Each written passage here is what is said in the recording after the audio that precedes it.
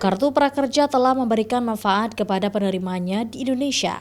Di Aceh ada lebih dari 440.000 orang yang telah mendapatkan kartu prakerja dalam kurun waktu 3 tahun 2020 hingga 2022.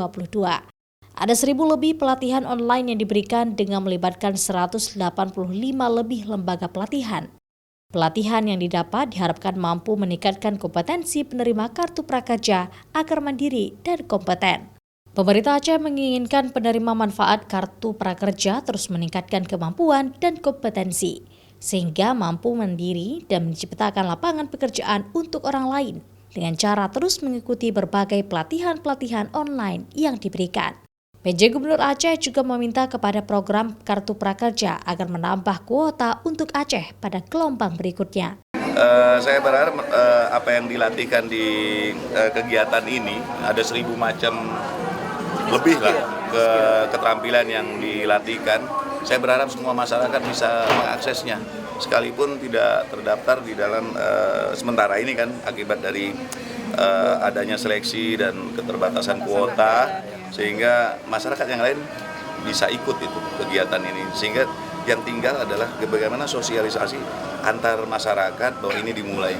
Salah satu alumni Kartu Prakerja asal Loksmawe, Hari Koko, mengatakan dirinya merupakan korban PHK saat pandemi COVID yang lalu.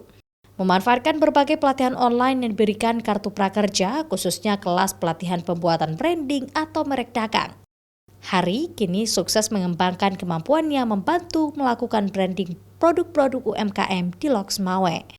Jadi sebagian beberapa dari hal itu, dari pelatihan tersebut, aku jadi bisa mengembangkan sesuatu merek dagang di UMKM di Kota Loksmawe kadang-kadang. Ya, setelah pekerjaan selesai, dirumahkan, mendapatkan kartu prakerja, mendapatkan pelatihan, jadi membuka wirausaha baru atau peluang baru untuk bagi saya sendiri untuk pekerjaan baru lagi. Gitu. Data statistik program Kartu Prakerja di Aceh, jumlah penerima tertinggi ada di Kabupaten Aceh Utara, sebanyak 68.000 orang lebih, Kabupaten Biren 54.000 lebih penerima, dan Kabupaten Pidi sebanyak 43.000 lebih.